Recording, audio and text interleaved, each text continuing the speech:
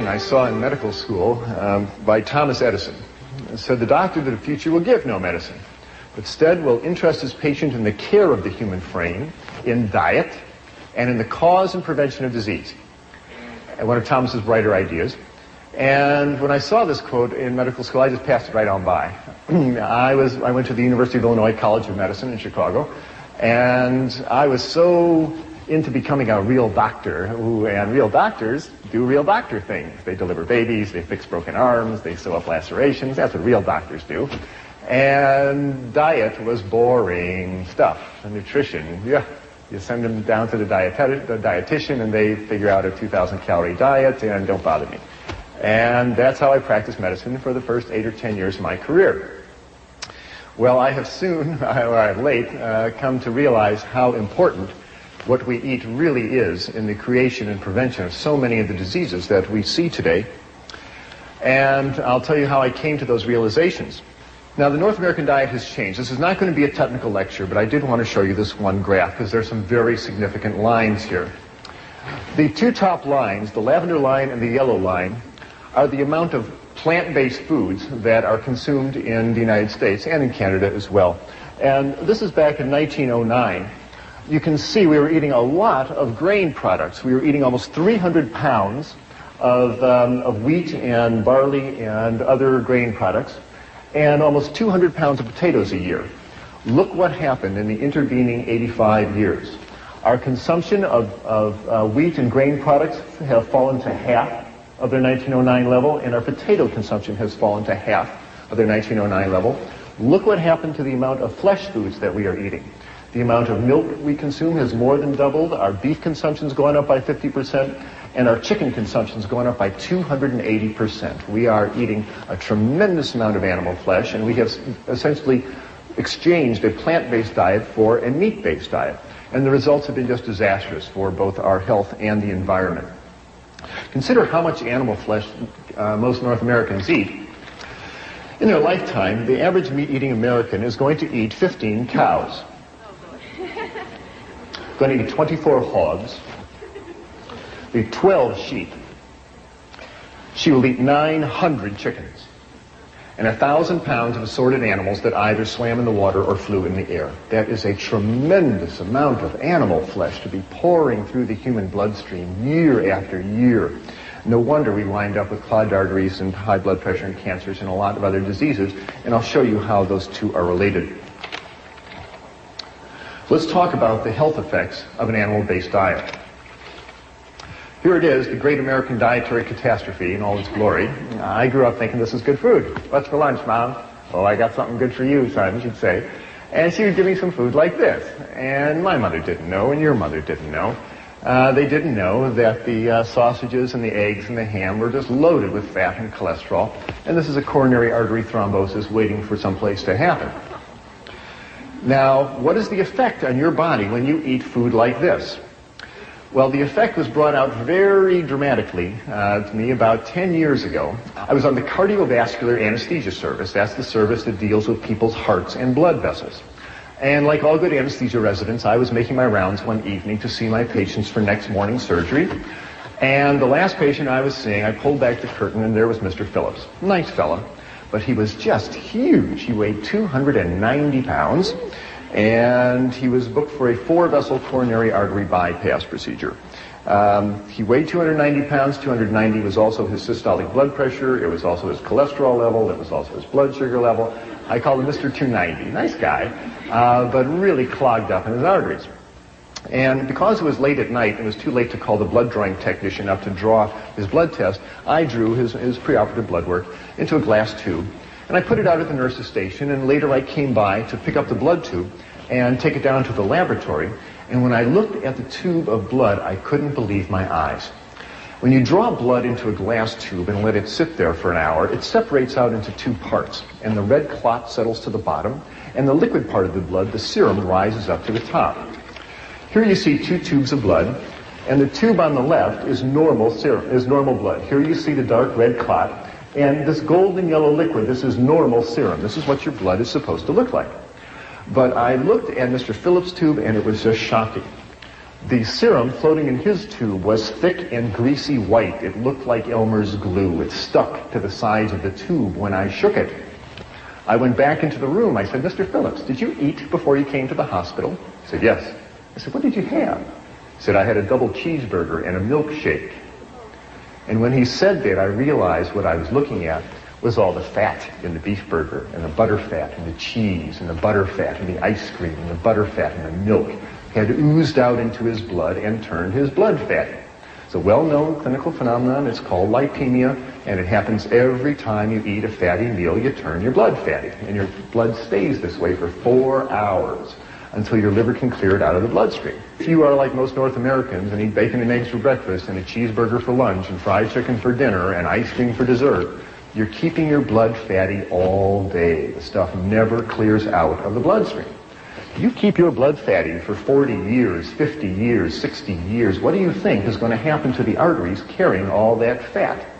I will show you what happens to the arteries carrying all that fat in a few minutes, but it's a disaster. There's a lot of fat in the North American diet, and it's hidden in most foods. You can see the fat around a T-bone steak, but most of the fat is in the muscle of the animal, and it's hidden in the dairy products. And most of the folks who present food to us don't want us to think about the fat, especially the fast food industry. They really don't want you to think about how much fat is in their burgers and hot dogs, except one chain of fast food restaurants in Los Angeles. There is one burger chain that is very forthright about the reality of the fat content of their diet, and they come right out and tell you clearly on their marquee about the product that they're selling.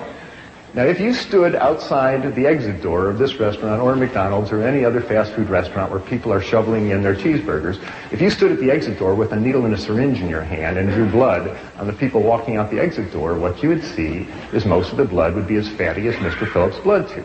Now, they're all in there making their blood fatty.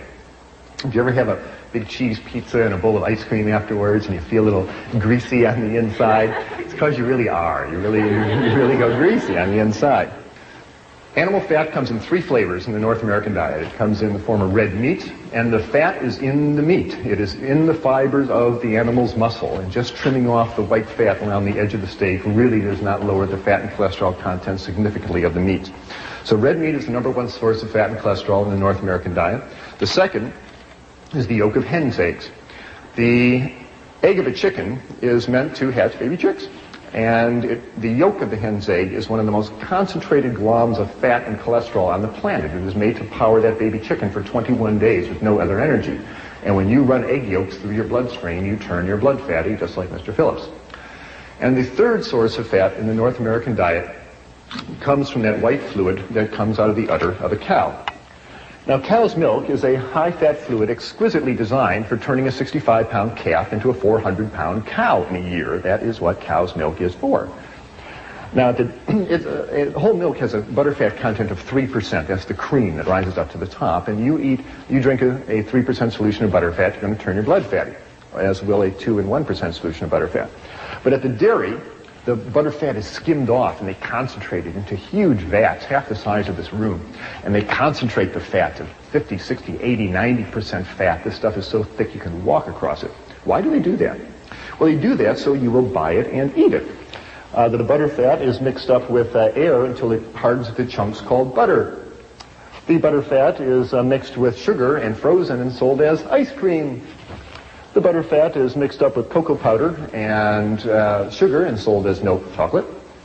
Butterfat is mixed up with bacteria and allowed to ferment until it turns into sour cream. A lower fat version is called yogurt. And the butterfat is mixed up with calf's stomach and bacteria and allowed to ferment for about 6 weeks till it hardens into chunks called cheese. These are all forms of butterfat. The folks at the dairy want you to buy the butterfat and eat it. And when you do, you turn your blood fatty. There's absolutely no reason to run butterfat through your bloodstream at any time, and I'm submitting to you that you'll be a lot healthier and happier if you do not. Cow's milk is for baby calves. You have no more need of cow's milk than you do giraffe milk or horse milk or rat milk. Now, back to Mr. Phillips. Nice fella, but I was impressed with all the fat in his bloodstream. We took Mr. Phillips down to the operating room, and I gave him 1,000 micrograms of fentanyl and put him to sleep, and the surgeon opened up his chest and opened up his aorta and opened up his coronary arteries. And what the surgeon started pulling out of Mr. Phillips' arteries were great, long, yellow, greasy, sausage-like formations of fat that looked like this. What you're looking at is a plug of material called atherosclerosis. And this is the plug of fat that built up in a man's arteries. The artery was a tube coming out at you from the screen. The artery wall has been cut away, and you're just looking at the fat that built up. It started around the edge of the blood vessel and started moving in on the blood flow channel as the years went by. And the blood flow channel got smaller and smaller and smaller till only this dark red spot was left for the blood flow to come through. And when a clot formed here, it stopped the blood flow completely through that artery. And because it happened in this man's right coronary artery, it stopped the blood flow to his heart and bought him a ticket to the autopsy table. This is the #1 cause of death of people in North America. Every 30 seconds on this continent, Canada included, somebody grabs their chest and falls over with a heart attack. This is animal fat clogging up the arteries. When you send this material down to the pathologist and you ask him to analyze it, the report always comes back the same: saturated fat and cholesterol. It's animal fat. The pathology report never, ever, ever contains the words remnants of broccoli, rice, and tofu. It's animal fat. The good news is when you stop running animal fat through your bloodstream, this stuff melts away. This stuff will come off the artery walls, and arteries can open up. And Dr. Dean Ornish in California and Dr. John McDougall and a number of other physicians are now routinely reversing atherosclerosis, having people cancel their coronary artery bypass surgery because they've changed their diet and their arteries have opened up. That's the good news. Here is the process happening. Here are 6 arteries coming out at you from the screen. The dark red circle is the artery wall. The pink material is the atherosclerotic material clogging the artery. The white spot is the blood flow channel, which is getting smaller and smaller and smaller. Any organ dependent upon this blood vessel for its blood flow is in trouble. Fortunately, it's a reversible disease. This atherosclerotic material clogs arteries all over the body. It's just a matter of which artery to which organ clogs up first that gives you the symptoms. If the yellow atherosclerotic fat builds up in an artery going up to the brain, you will suffer a stroke. If it clogs an artery going to your kidney, you'll suffer kidney failure or high blood pressure. If the atherosclerotic material accumulates on the walls of large blood vessels like the aorta that takes blood from the heart down to the abdomen and legs, the artery walls become damaged and weaken. They lose their strength. And the high pressure in the blood vessel causes the artery to balloon out, forming an aneurysm, which can then rupture, leading to emergency surgery or death. If the yellow atherosclerotic material clogs up an artery going to a loop of intestine, the general surgeon will open your abdomen and remove that loop of bowel. If the atherosclerotic material clogs up an artery going to a toe or foot, you will watch that toe or foot turn dark and gangrenous, and you'll sign permission forms for amputation. And if the atherosclerotic material clogs an artery going to the heart, you will suffer crushing chest pain when you walk, called angina pectoris. Or if it clogs the blood flow completely and damages the heart muscle, that is a heart attack. People, this is all the same disease. We are talking about animal fat essentially clogging up the arteries throughout the body, and it's the #1 cause of death and disability in North America. And this is essentially a disease of people who eat animals and the products made from animals. You almost never see these diseases in pure vegetarians. And William Costelli, the doctor who runs the Framingham Heart Study, says he has never seen a heart attack in anybody with a cholesterol below 150, and there's good reason for that. Why does this happen? Because all fats are not created equal. There's a fundamental difference between animal fats and plant oils. Animal fats contain cholesterol. No plant food contains cholesterol in any significant amount. It is an animal product. And very importantly, animal fats are highly saturated. They've got lots of hydrogen atoms hanging on them, and that makes animal fats very stiff. In fact, animal fats are solid at body temperature. If you're in a kitchen on a summer day and you've got a piece of T-bone steak on the counter and it's 98.6 degrees out, the same as your body temperature, the fat on that beefsteak is solid. It's a nice white chunk sitting there. If you have a bottle of olive oil on the same table at that same temperature, it's liquid at that same body temperature. I don't know about you, but I don't want to eat any fat that is solid at my body temperature because it's going to start clogging up my arteries. And that's the beauty of plant oils. They're liquid at your body temperature. They really don't cling to your arteries. Animal fats contain a substance called arachidonic acid. And arachidonic acid stimulates the creation in the body of a substance called prostaglandin 2. And prostaglandin sets off lots of inflammatory reactions in the body that can irritate the blood vessels, perhaps contributing to atherosclerosis. It may well cause a lot of inflammatory reactions in the joints, the skin, the bronchial membranes, and other places. Plant oils have a substance called linoleic acid, and that gives rise to substances called prostaglandin 1 and 3, and these are natural anti-inflammatories. They soothe inflammation in the body. So people who are on more vegetarian diets have much less problem with inflammatory diseases. Fundamental difference. You have no need to take animal fats into your bodies at all, and I really suggest you meet all your fat needs, and we need about 50 grams of fat a day. Get it from plant oils. You find it in grains have oils, legumes have oils, nuts, seeds. There's lots of oils available in the plant kingdom. That's where you should meet your oil needs, not from the fat of animals. The other thing about fats is make you fat. Animal fats stick to you.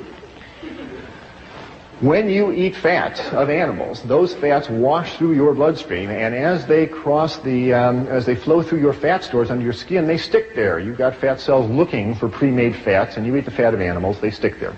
What you see hanging on this man's abdomen really isn't even his fat. That is the fat of all the cows and pigs and chickens and ducks and turkeys and other slow animals that were walking past his table when he had a fork in his hand. Not his fat.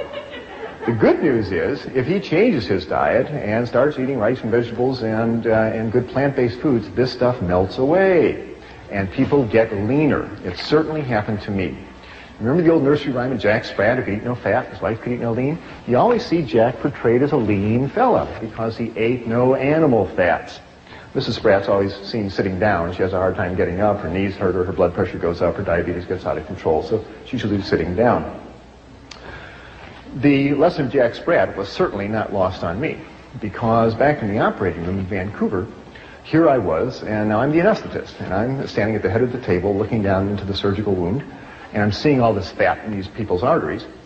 And I did most of my growing up on a dairy farm in Wisconsin. I've been milking cows since I was 6 and driving tractors since I was 8. And not only was Mr. Phillips eating all these animals, but so was Dr. Clapper.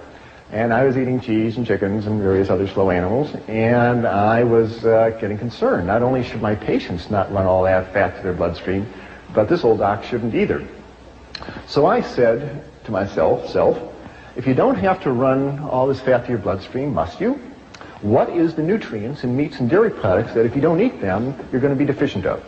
So I opened up my books on biochemistry and physiology and nutrition, and guess what I found?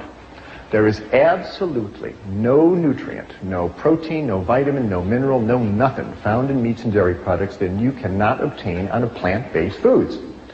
Consider the biggest animals on the planet, elephants and buffaloes and giraffes. These are vegetarian animals. They grow to thousands of pounds of muscle and bone without ever eating cheeseburgers and pepperoni pizzas. We can do the same. We can certainly build our 140 pounds or whatever it is you need to build in your body. The human body has absolutely no nutritional requirements for animal flesh. If you open up Harrison's textbook of internal medicine, you will find no disease listed acute cow flesh deficiency. Okay? There is no chronic chicken flesh deficiency. There is no such disease because we have no needs for these substances whatsoever. Animal fats, they clog you up and they make you fat. 2 good reasons not to eat them. Here's a couple of more. It seems to be fairly clear as study after study comes out that if you are eating large amounts of fats in your diet, you are significantly raising your risk for cancer. If you are a woman eating a lot of fat in your diet, and that's talking about the hidden fat in cheeses and meats, etc., you increase your risk of cancer of the breast. Here are some countries that are compared by how much fat is eaten versus how many women die of breast cancer. And you can see that the Americans and the Dutch, with their big dairy industries, lead the way in not only fat consumption, they lead the way in breast cancer deaths. Thailand is a Buddhist country. They eat very little meat and dairy products, and breast cancers are so rare there, if you find a case of it, you report it at Grand Rounds. This seems to be a disease of diet, of a high-fat diet. If I were a woman with breasts and I wanted to decrease my chances of getting breast cancer, I would get the fat out of my diet. And that includes excessive amounts of vegetable oil. You need a little bit of vegetable oil, but you don't want to slather 2 cups of corn oil over your spaghetti for any reason. Men are not spared the ravages of a high-fat diet either, because when a man eats lots of animal fats, those fats are turned into male hormones called androgens. And androgens stimulate the prostate gland to get big. In our society, when a man reaches 60 or 70 and his prostate gland gets big, his doctor puts his arm around the patient and says, well, George, that's just part of getting old, your prostate gland's getting big. No, it's not. That's 70 years of running androgen through that prostate gland. No wonder that gland gets big, and prostate cancer is the #1 killer of men. And if you compare countries of the world versus how much fat is eaten and how much men die of prostate cancer, sorts out just the same way. The more fat that is eaten in the country, the more the men die of prostate cancer. And again, it's a very rare disease in Thailand, where people eat rice and vegetables and traditional foods. So, animal fats. They clog you up, they make you fat, and they increase your risk for a number of types of cancers. There's 3 good reasons not to eat animal fats, and as I said, there's absolutely no reason to eat them ever. Now, I'm describing problems with eating animal flesh. They have too much fat, and that includes chicken and fish. Fish has a tremendous amount of fat and cholesterol in it, and chicken flesh is very fatty food. If you ever watch your mother make chicken soup, you ever see all that fat that rises up to the top there? Don't kid yourself that chicken is lean meat. It is not. There's just as much fat and cholesterol in chicken as there is in beef. Animal muscle is animal muscle, and when you eat it, it raises the level of fat in your blood, and you do not need it. There's another problem with eating animal flesh. It has too much protein. Now, when I was in medical school, I never heard the words too much protein. I thought the more protein, the better. Put them on a high-protein diet and make them strong. Tain't so. You better believe there's such a thing called too much protein, and most North Americans suffer from it. First of all, what is protein? Protein is the building block material that you use to make the hard structures of your body. Your fingernails are made of protein, your hair is made of protein, your bones are made of protein. It's the brick of our bodies, a solid substance. Now, you don't need very much protein during the day. You only need about 30 grams of protein a day. That's the weight of 10 pennies, okay? Imagine 10 pennies in your hand, that's how much protein you need. But look how much protein the typical North American consumes. On a typical North American eating day, a typical American who has bacon and eggs for breakfast and a glass of milk, who has a cheeseburger and milkshake lunch, and has a beefsteak dinner with a glass of milk and some ice cream for dessert, is clipping along at 150 grams of protein. That is a 5-day supply of protein. That is too much protein. Why? Because your body can't store protein. You can store fats, you can store carbohydrates, you can't store protein. So what happens? Well, your liver starts breaking down that protein, and as it metabolizes it, it releases all sorts of toxic nitrogen-containing waste like urea and ammonia and amino acid fragments. And these have a detrimental effect on the body, because as all these amino acid wastes go through your kidneys, it makes you lose calcium out of your urine. Why does that happen? Because there's fundamental differences between animal protein and plant protein. And I'm talking about the protein in meats and dairy products. Animal proteins contains amino acids that have sulfur, and sulfur makes extra acid in the body. And as acids wash through the bone, they dissolve calcium out of the bones. Plants have much less acid. Animal protein is very concentrated. The muscle of an animal is the most concentrated protein on the planet, and so there's a big bolt of protein that goes into your bloodstream as soon as you eat it. Plant protein is mixed up with fiber. When you eat whole grain rice or whole grain barley, it takes hours for that to be absorbed into your bloodstream. The absorption time is much, much slower. So the less acid nature of plant protein and slower absorption rate means it's much gentler in the body, and it doesn't pull calcium out of your body. That's a very significant phenomenon. The phenomenon of protein pulling calcium out of your body is appropriately called protein-induced hypercalciuria, too much calcium going out in the urine. What I'm saying is, and it's well documented, when you eat a big bolt of animal protein, whether it be red meat or chicken or fish or even milk, the acid nature of the protein washes through the bones, dissolves the calcium, which then goes out in the urine. And what I'm telling you is that every time you eat a piece of chicken, and every time you eat a piece of fish, ladies, for the next 3 or 4 hours, you urinate calcium out of your body down the toilet. And the investigators who've documented this many times clearly say that high protein diets cause a negative calcium balance, even in the presence of more than adequate dietary calcium. Even if you are taking calcium tablets and drinking milk, Protein is such a potent yanker-outer of calcium out of your body that you will not be able to keep up with the calcium loss. Does that ring a bell with anybody? It did with the investigators. They said that osteoporosis, thin, crumbly bones that fracture easily, would seem to be an inevitable outcome of continued consumption of a high-protein diet. In our society, we are told that the cause of osteoporosis is not chewing up enough calcium tablets or not drinking enough cow's milk. And you're really told to believe this. There's a lot of medical evidence that says this just is not so. And this was clearly shown, I feel, in a study that was released by Cornell University recently, done by Dr. Colin Campbell, where they investigated thousands of people in the Republic of China.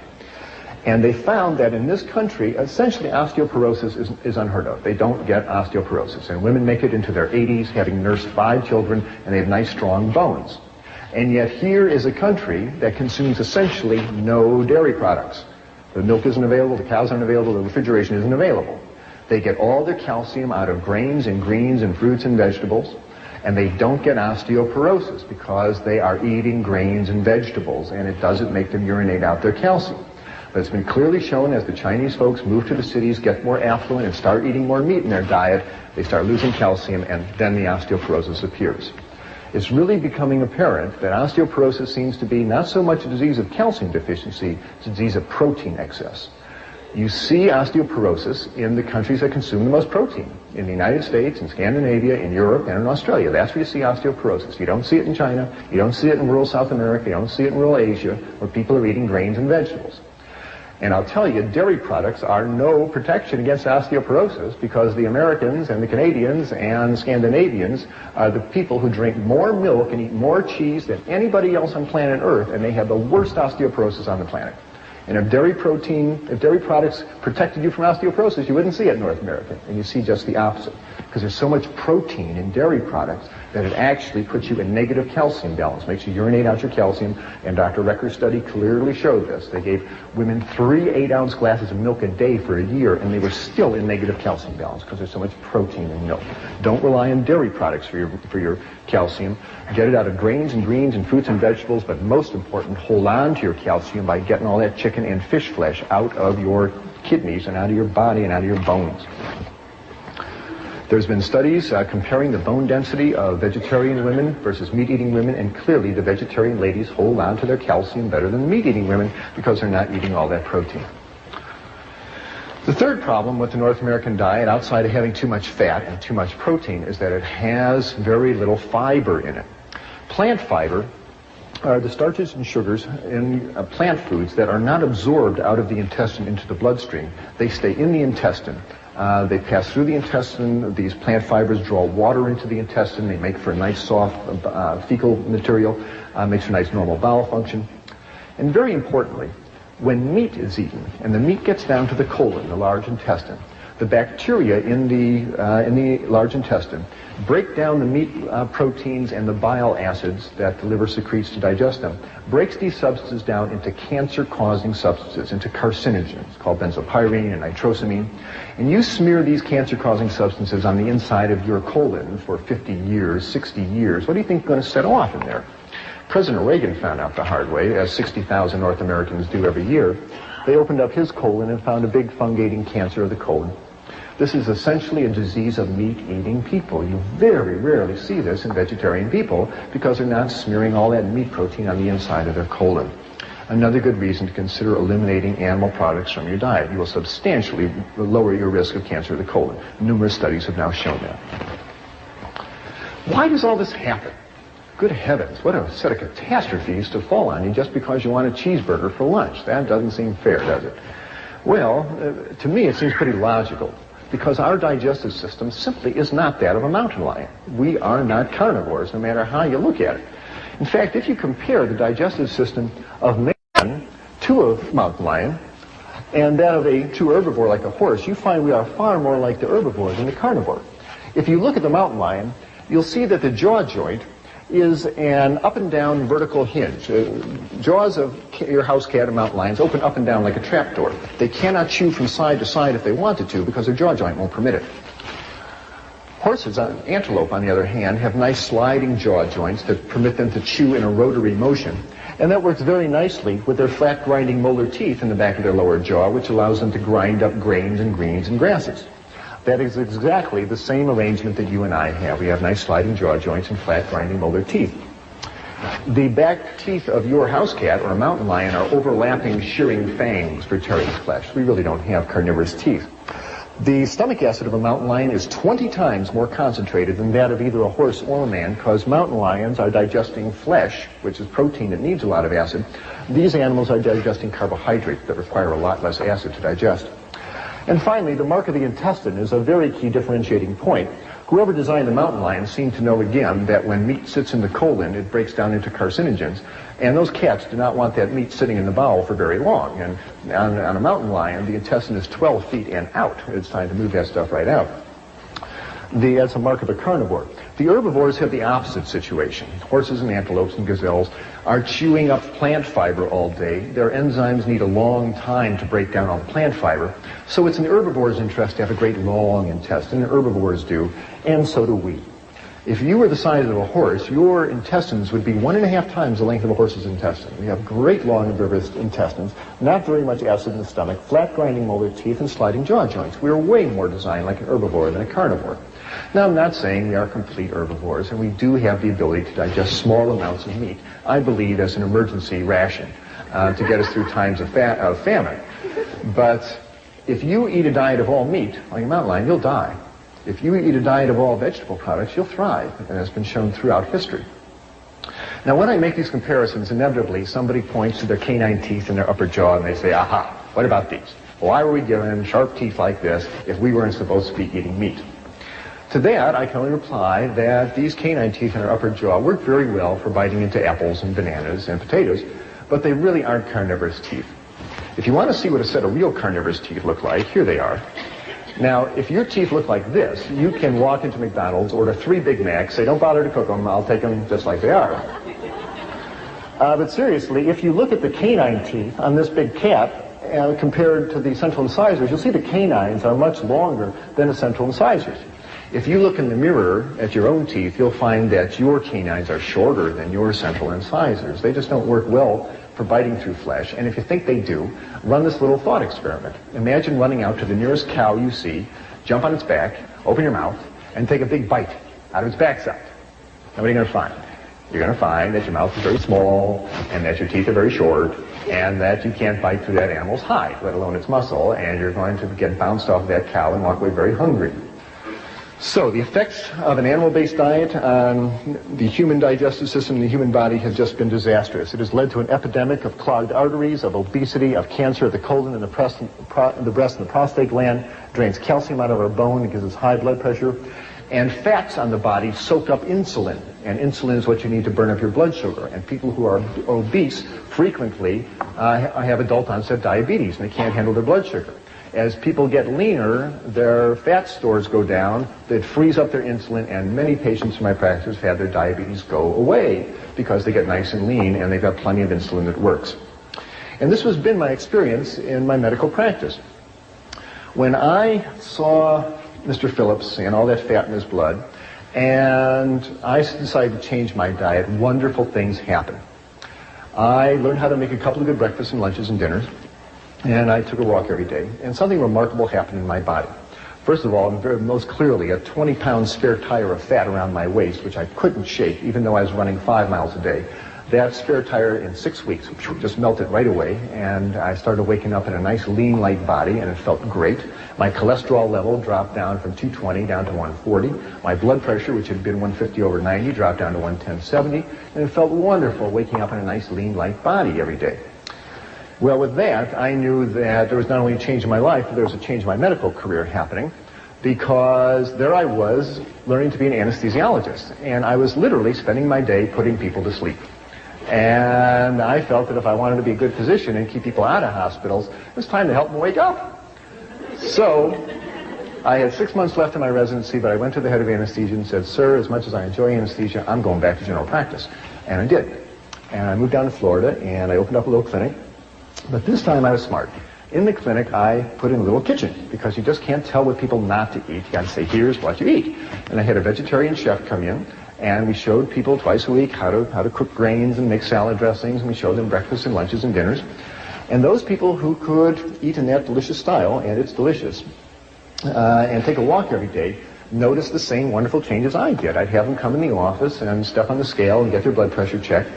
And as the weeks went by, this marvelous downward progression of numbers started showing up on their chart. Their weight would go down by about 2 pounds a week if they were overweight. If they had high blood pressure, the blood pressure would come right on down. If they had high cholesterol, the cholesterol level would come right on down. If they were diabetic, their blood sugars would come right on down to normal. And very happily for me, the dosage of powerful medications I had these people on for their high blood pressure and their diabetes, I could lower them right on down, and in fact, many times, get them off those medications completely, including those for high blood pressure and diabetes, those pills that people are told they must take for the rest of their life. It's not that hard to get someone off high blood pressure pills. Just get all that fat and sodium, which is found in the meats and dairy products, out of their diet, and most people's high blood pressure comes down to normal.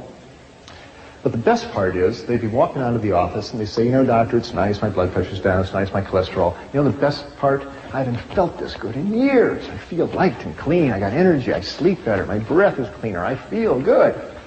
And that just warmed this old doctor's heart no end. Medical school never really prepared me for people getting healthy. And yet, there they were, getting healthier right in front of my eyes. It was really exciting to see.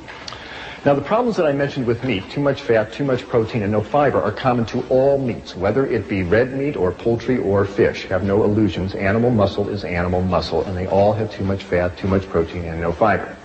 But nowadays, animals are not raised in old McDonald's barnyard out in the sunshine, so there's a whole new set of problems because the animals are raised on factory farms in conditions of tremendous overcrowding. These animals are fed grains that are sprayed with herbicides and pesticides. These are fat-soluble substances that concentrate in the flesh and the eggs and the milk of the animals. And the largest amount of pesticides and hydrocarbons coming into your diet are not those sprayed on fruits and vegetables. They come in meats and dairy products. And if you want to decrease the amount of pesticides you eat, consider cutting down the amount of animal products you eat. The animals in factory farm systems are fed tremendous amounts of antibiotics. When you feed antibiotics to animals, they grow bigger and they are less prone to infection. And half the antibiotics made in the United States, 30 million pounds of them a year, are fed to animals in their feed. Well, what happens when you feed an animal a potent antibiotic like lincomycin, tetracycline, sulfonamides, ampicillin? What happens? Well, what you do is you kill off the antibiotic, you kill off the bacteria in that animal's intestines that are susceptible to the antibiotic.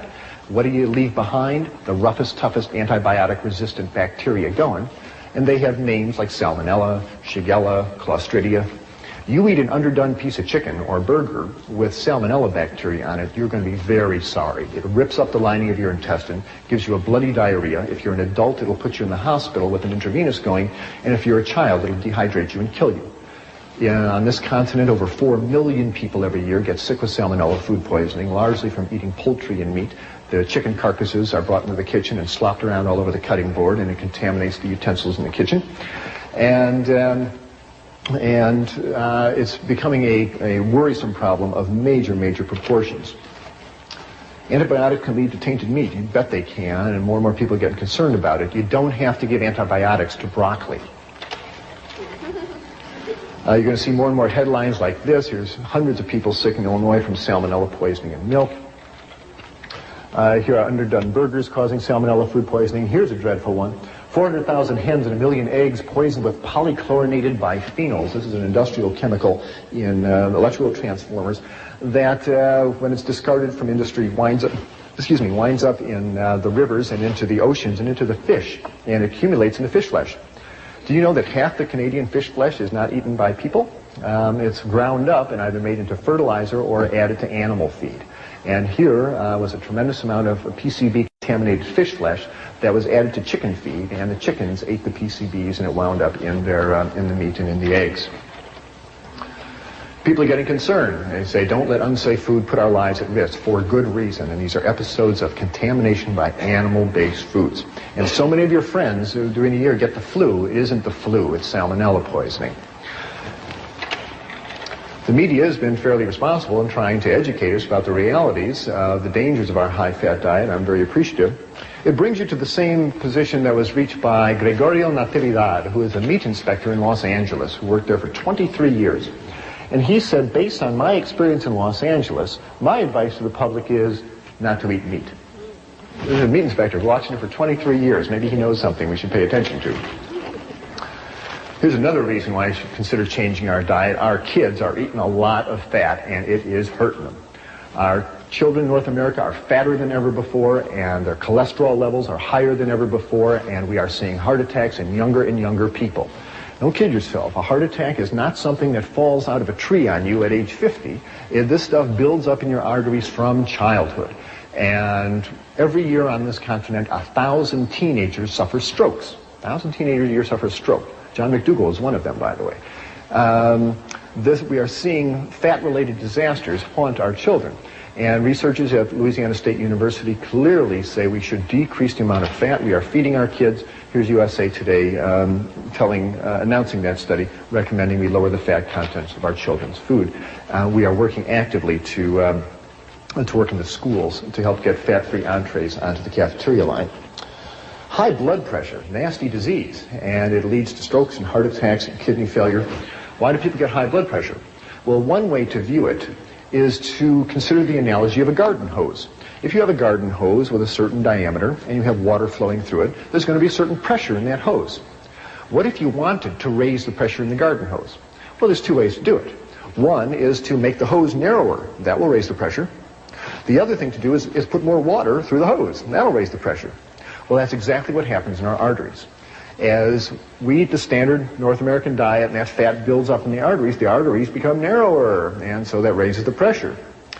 And when you eat sodium, as in table salt, sodium makes you retain water in order to dilute it out. And the more sodium you eat, the more water you pump around, and that's going to raise the pressure in your pipes.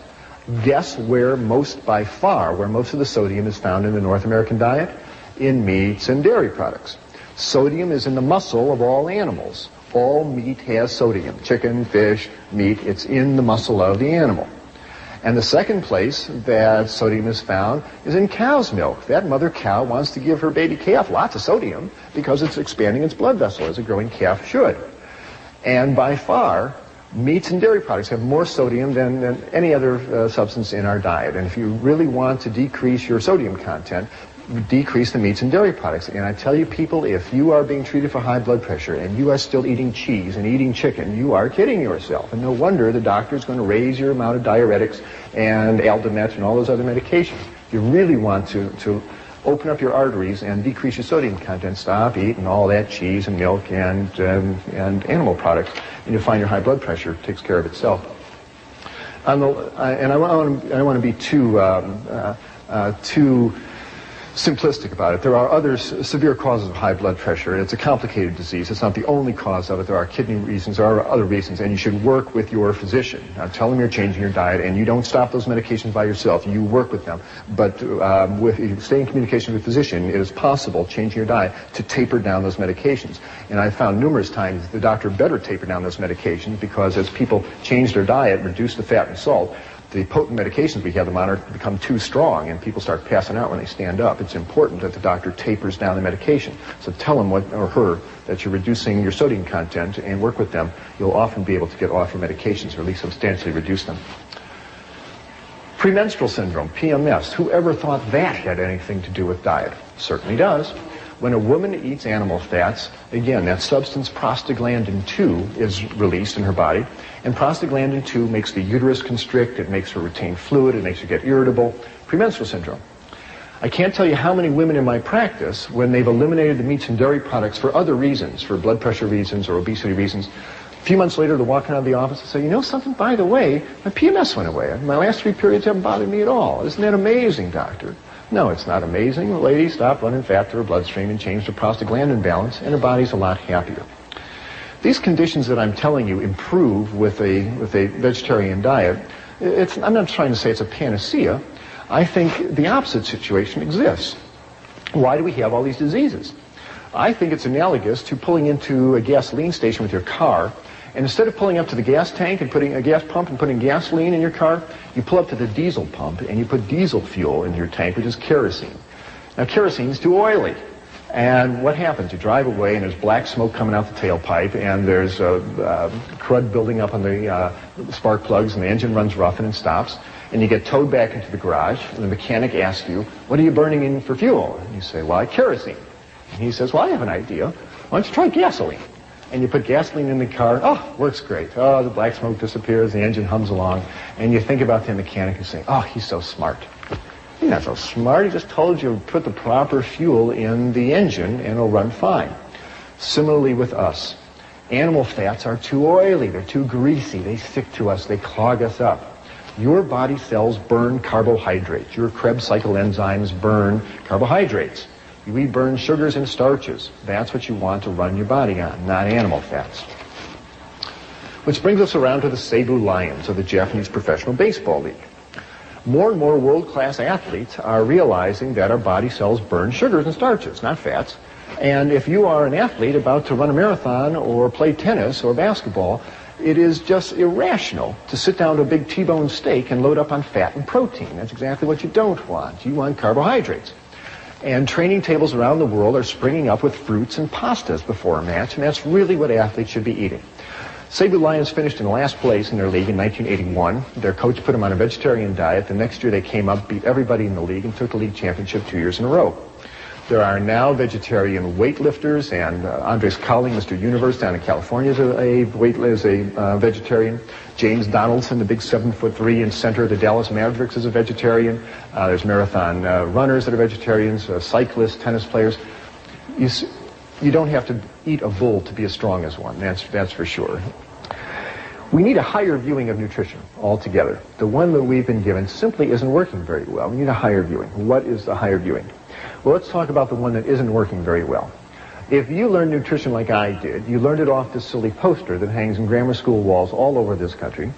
And it essentially says that food comes in 4 groups and 4 groups only. It comes in the milk group, in the meat group, in the fruit and vegetable group, and the grain group. And you better have some of every group every day, or you risk becoming sick, malnourished, or dead. Subtle message, but it's what the kids are given. It's what I grew up with. Maybe it's what you grew up with. People, let's get real about the basic 4 food group scheme. It was not, repeat, not, handed down to Moses on Mount Sinai with the 10 Commandments carved in stone. The basic 4 food group scheme was invented by the United States Department of Agriculture in 1956 to promote the sale of meat and dairy products. What do you really need to run your human body? Nutrition 101. What do you really need? You need 5 things. It has nothing to do with cheeseburgers and milkshakes. The human body has no nutritional requirement for animal flesh, none. And it functions superbly on a balanced, varied diet of plant-based foods. 5 things you require. Protein, water, vitamins, minerals, and energy. That's what you require. You need a little bit of protein, 30 grams a day. It abounds in grains and legumes and fruits and vegetables. That's no problem getting enough protein. You need 2 quarts of water every day. That's found in the water you drink, the juices you drink, the fruit and vegetables that you eat. That's no problem. You need vitamins and minerals. They are found in green and yellow vegetables. Have a nice salad every day, a couple of carrots. You get all the vitamins that you need and all the minerals. We'll talk about vitamin B12 in a minute. Even that comes from plant-based foods. And you need energy to fire your muscles and make your nerves work. But energy is found in the sugars and starches that are found in fruits and vegetables and starches, and oils that are found in whole grains and avocados and vegetable oils. There's plenty of energy available. That's all you need. Protein, water, vitamins, minerals, and energy, and a little bit of fiber to keep the intestines working normally, but that's an automatic if you're eating whole grains and fruits and vegetables. That's all you need to run your human body, and all of these are found in plant-based foods. You never have to eat an animal if you don't want to. Well, where are you going to get your protein? Perennial question posed to vegetarians. The same place that elephants and buffaloes and giraffes get their protein, you get out of plant-based food. Grains are loaded with protein. In your diet every day, you need 5% of your calories as protein. Grains are 10% protein. So all the breads that you eat, the dinner grains, rice and barley and millet, have lots of protein. The pastas that are made from whole grains, lots of protein. Legumes, anything that grows in a pod is a legume. Beans, peas, chickpeas, lentils, 25% protein, loaded with protein. Green vegetables. No one ever told me broccoli has lots of protein. It sure does. 15% protein in green vegetables. Nuts are a nice source of protein. People say, oh, I don't want to eat nuts, it makes you fat. Not if you're not running butter, fat, and cheese and egg yolks through your bloodstream. Have a handful of almonds. It's not going to hurt you, and you can use the calcium and the protein for good advantage. Sprouts are a nice source of protein. So are seeds, sunflower seeds, sesame seeds, pumpkin seeds. Lots of protein available. You cannot consume a calorically adequate 2,000 calorie diet made up of grains and legumes and green vegetables, nuts, sprouts, and seeds without guaranteeing yourself 50 grams of high-grade protein. It's in the plant foods. And you don't have to combine grains with legumes. That whole wise tale that they're incomplete proteins is a myth. All plant proteins are complete in and of themselves. Grains are complete protein, beans are complete protein, greens, well, they're all complete. If you want to combine them, that's nice, but have no protein neurosis that if you don't put tofu spread in your whole wheat bread, that is a waste of time. They're all complete proteins all by themselves. And protein from plant foods do not yank the calcium out of your body the way protein from animal foods do. Where are we going to get your calcium? If you're not drinking milk, get your calcium from the same place cows get their calcium. I mean, think about it. Cows don't drink milk. Where do they get the calcium? They get it from green plants. All green plants have calcium in it, and all the broccoli and collards and kale that you eat. Nuts have calcium, seeds, grains. Calcium's in all plant foods. It's easy to get enough calcium, and again, the important thing is that if you're not eating all this concentrated protein in the chicken and the fish, you'll hold on to your calcium and you'll avoid osteoporosis. By the way, the ethnic group with the worst osteoporosis on the planet are the Eskimos. Who eat all that fish. They wind up urinating out the calcium. They dug up an Eskimo skeleton of a lady who died 500 years ago in the ice. She had terrible osteoporosis. So what in the world do you eat? Good heavens, he's taken fish away from us and cheese away from us. What is there left to eat? Well, I really think we ought to be basing our diet on grains. Here is a cross-section of a kernel of wheat, but all grains, barley, oats, millet, rye, they're all basically built the same way. Here is the new young wheat plant, and this is the germ, and it's rich in protein and vitamins and minerals and oils, and it's a great source of protein and minerals for us. Here is the starch, the carbohydrate that fuels the little plant. It fuels us just beautifully as well. And all this is wrapped in a layer of bran, the fiber, and it is an excellent package of nutrition for us. Now, who eats grains, you must say? We're not horses. Who eats grains? Well, we do. All the whole grain bread that you're eating has lots of nice protein and fiber in it. And you can have 4 slices of this a day. You will not get fat. It's just carbohydrates and water and fiber, and you'll either burn it or pass it out. I hope nobody is eating white Kleenex bread anymore. If you're going to be eating whole grain bread, get the benefits of all the bran and the protein and the fiber as well. Cereals, nice source of whole grain goodness, and there's lots of good whole grain cereals available in the supermarket these days. This material is called tofu yogurt. I'll tell you about tofu yogurt in a minute. You can cook grains up and add a nut butter like sesame seed butter and turn it into a nice grain loaf, and it takes the place of meatloaf, and you serve it with gravies and sauces. You can take this same grain mixture and mix it up into burger patties and make grain burgers, and it takes the place of hamburgers, and you serve it on a bun with lettuce and tomatoes and sprouts. One nice thing to do is one morning in your kitchen, make up about 50 of these, wrap them in wax paper, and put them in your freezer. Now you got a whole freezer full of burgers. You come time for lunch, whip out a couple, put them in the toaster oven, heat them up, and you got an instant lunch. You don't have to slave over a vegetarian banquet every time. Use your freezer. These foods last a long time. Pastas are a nice source of grain goodness. There's lots of whole grain pastas, corn pastas, oat pastas available these days.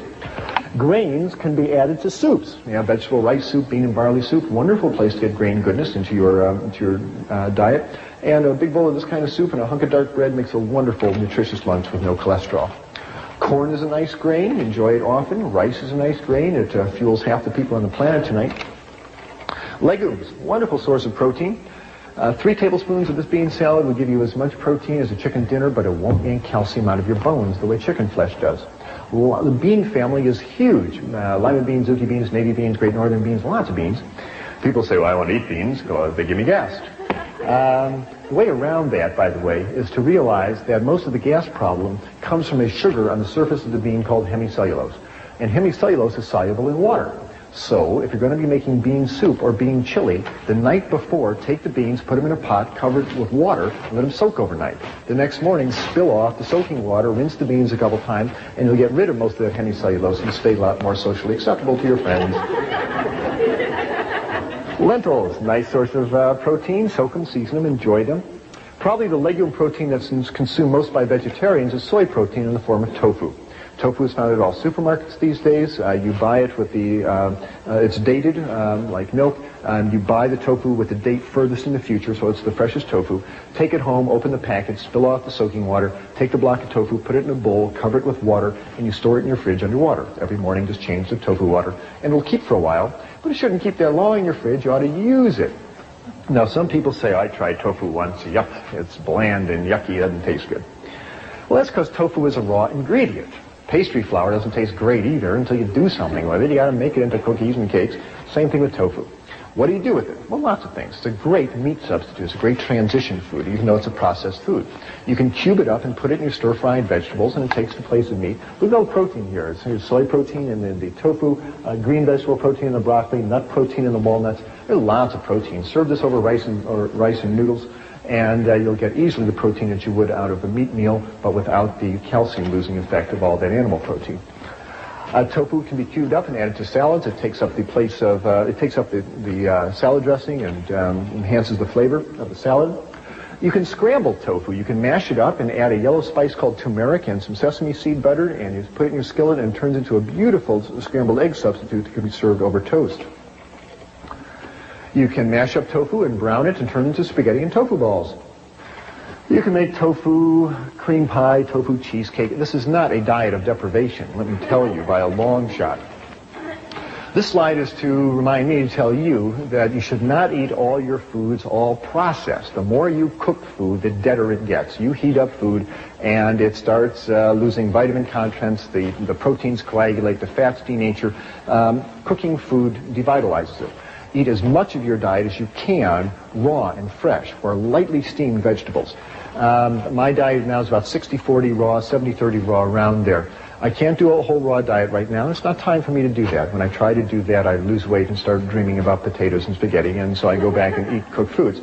But when I eat all cooked foods, I'm loggy and heavy, and that doesn't feel good either. So think about moving your diet more towards uncooked foods. Vegetables, again, should be lightly steamed or just a quick stir-fry and a walk and out. Don't deep fry anything. Keep that food as fresh and vital as you can. I'm here to help dispel illusions. This is the kind of attitude we can no longer afford. We got to stop kidding ourselves about what we are doing on this planet, because our dietary and lifestyles are ripping this planet up. Victor Hugo said, "No army is as powerful as an idea whose time has come." We've got to start living reverently on this planet. We've got to start being gentle with the life support systems upon which we all depend, including the waters and the rivers and the trees and the animals and the earth itself. And changing our diet, along with controlling our population and getting clean energy supplies, controlling our diet is absolutely key. You have that power every time you're in the supermarket or the restaurant. People say, think globally, act locally. There's nothing more local than your dinner plate. And you have the power to make yourself healthier and the planet. If I had to summarize this lecture in a single sentence, it's this. The single most effective thing anybody can do in order to make themselves personally healthier and make this ecosystem more stable and life-preserving is to reduce or eliminate the animal flesh in your diet. It is the single most effective thing that you can do. If we will do that, we will not only ensure a better future for us all, but we will redefine the relationship we have with every creature on this planet. If you want to know more about transitioning to a healthier diet, please stay tuned for information on available support materials.